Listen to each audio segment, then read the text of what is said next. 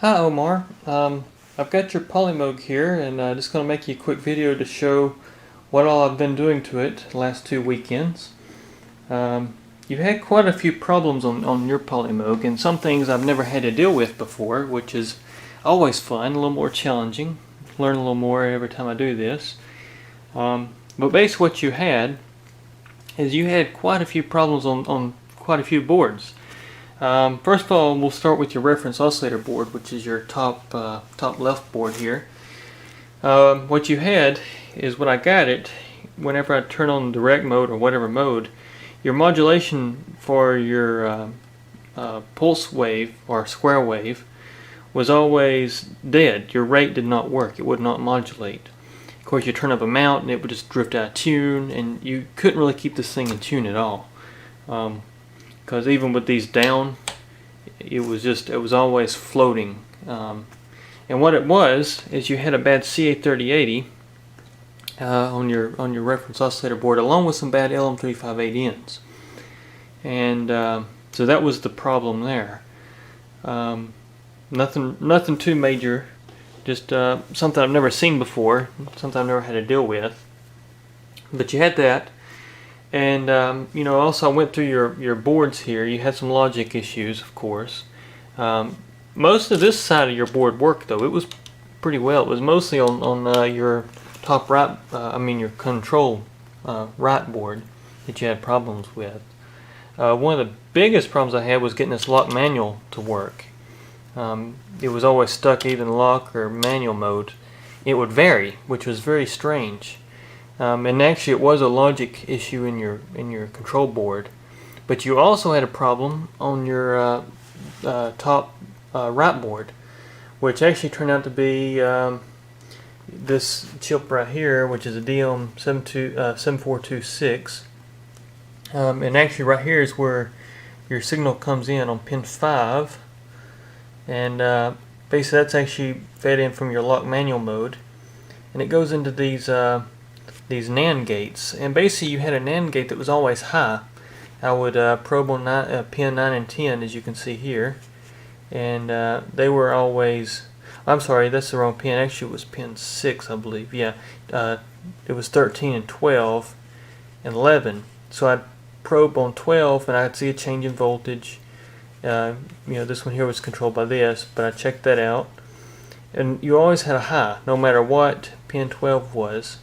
You always had a high output, which was the problem.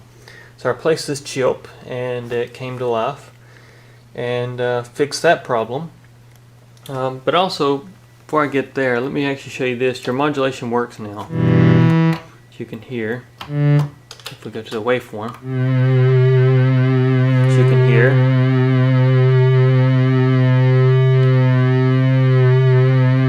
So that works. Also, your PWM didn't work. Your rate for your PWM. And as you can hear,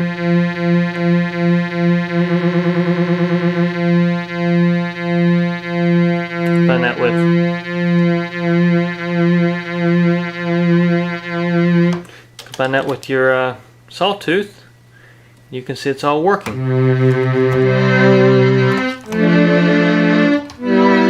And also, your lock manual mode works.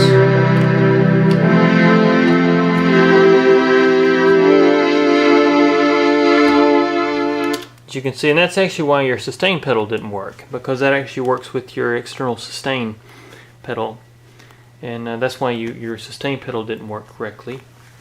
But also the other problem I had was most of it was right here in your resonator as far as logic problems. You'd select upper, lower, and you had no LEDs until you hit a button, which was another logic fault. But as you can see, that all works now correctly. And so basically, I can show you this, how it's working. We'll go to all first of all, get on the bandpass filter. That's a little loud. You can go and do this. We go to upper, lower, nothing, as you can see. Go lower, upper. So that's all working correctly, and so that's fixed. But the other problem I deal with the most, and this is where I really got into some troubleshooting because you had some problems I've never seen, and I thought it was logic. I thought it was something between your switching ICs and your interconnect for your board, between the sliders in your board here. What it was is, no matter what position I had your sample and hold slider in, you always had sample and hold, which was a very strange thing. And so my first thought was, oh, okay, he's got a shorted 407 switcher. But no, that wasn't the case. What you actually had, and it took me a while to find it, was you had a transistor that was actually breaking down under voltage. And I can actually show you where that is on schematics here. It's Q5 right here, which is actually feeding off the CA3080. And basically what he would do is he'd break down with voltage, and he had a back feed of voltage. Basically, sliders, whenever they're connected, you have 0 volts up to point, I think it's like 637 millivolts.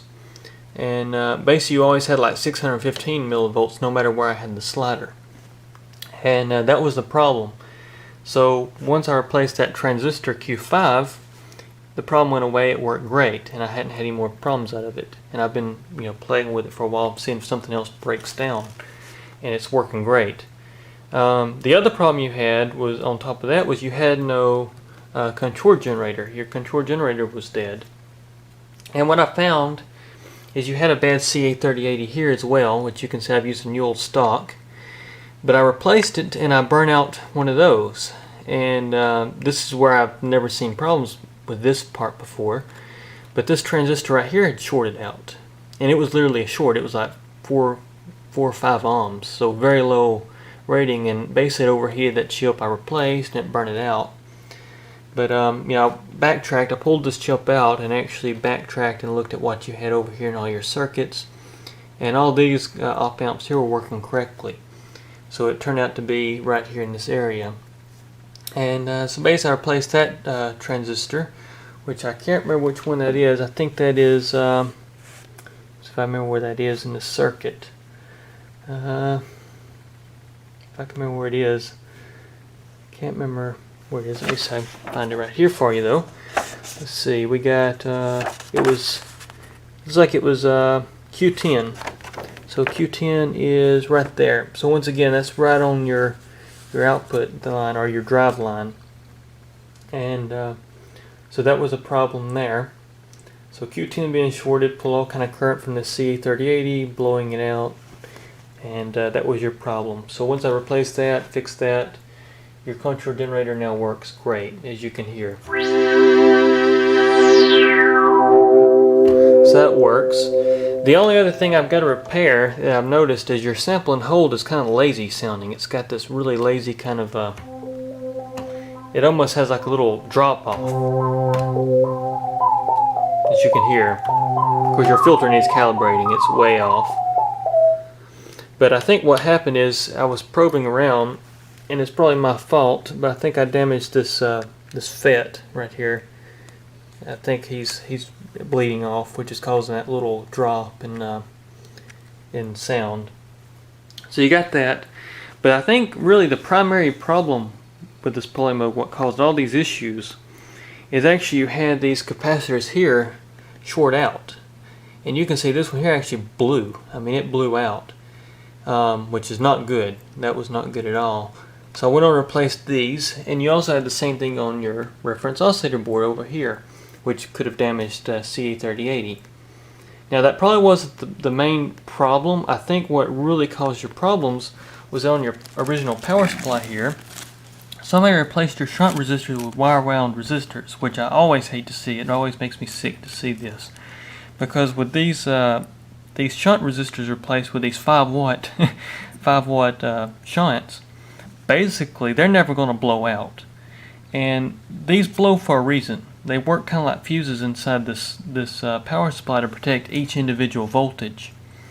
And of course you can see your rectifiers got really hot, which is a good sign that you had had something short out and break down. But in most cases what would happen when these things start shorting out, these will actually start opening up.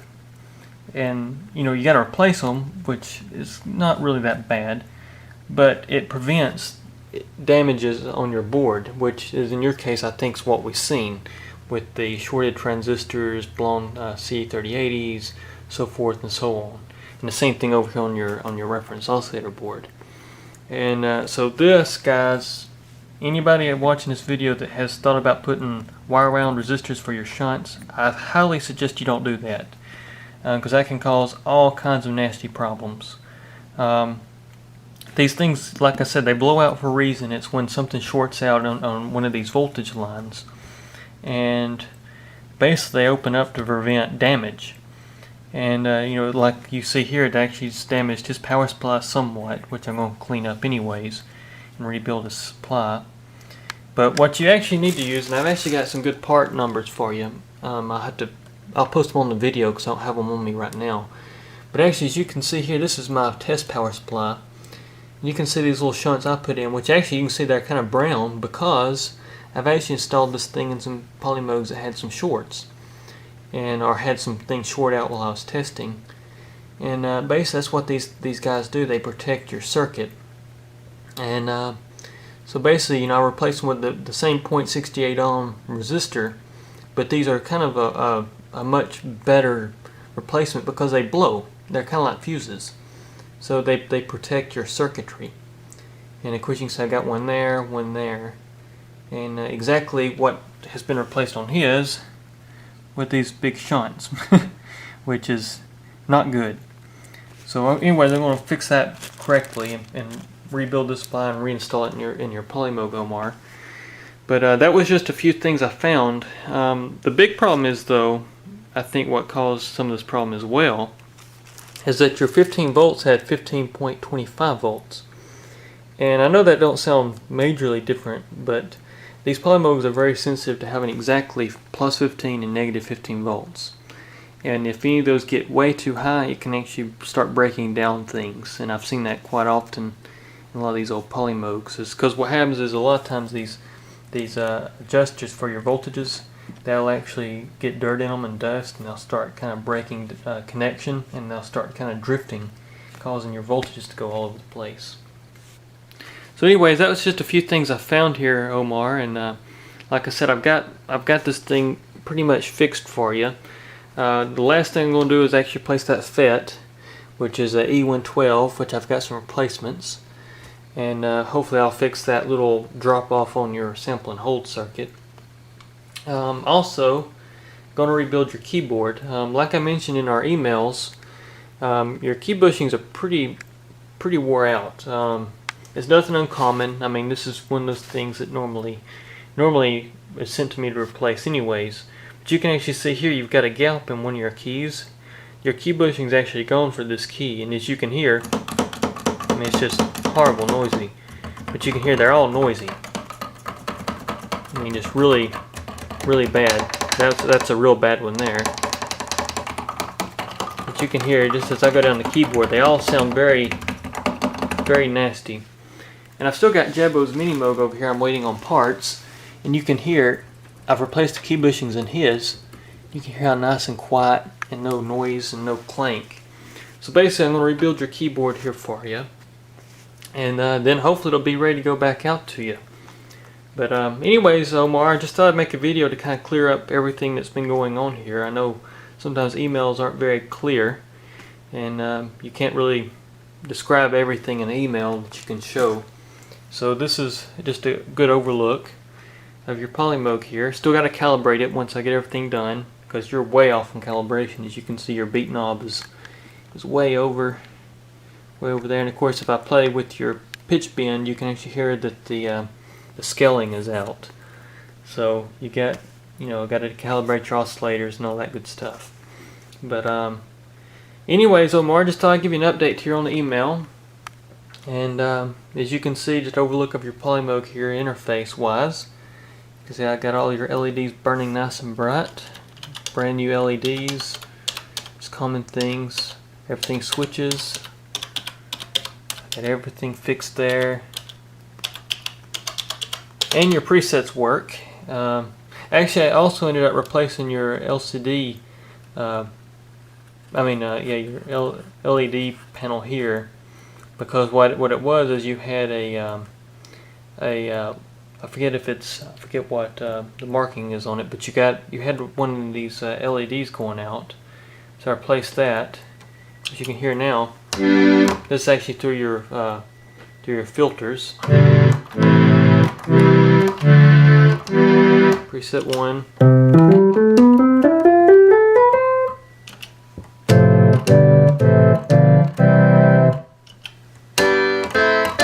So that one's going to sound a little weird because it's actually loose.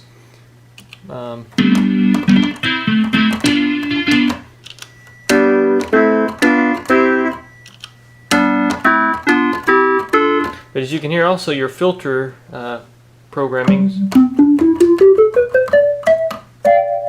it's working correctly. Of course, your filter is way out of calibration, so I don't want to go to some of these presets with your filter. It screams. But you know, once again,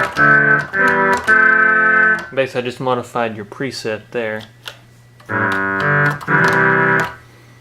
And then we're back in synth mode, which is always the same thing. We're still on the mode there, but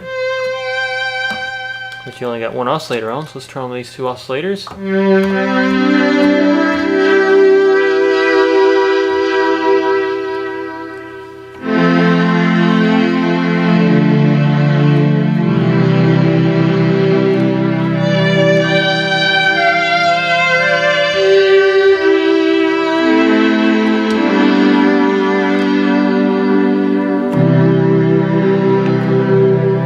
Now with your filter.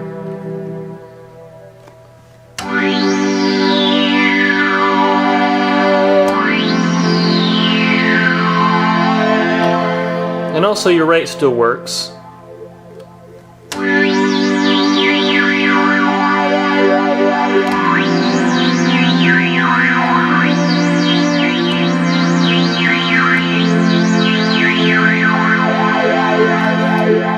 So anyways, Omar, just a quick update for you, and like I said, I'm going to rebuild your keyboard, get all those key bushings replaced, and hopefully this thing will be ready to go out to you soon. But take care, and I appreciate you letting me work on your Polymoog.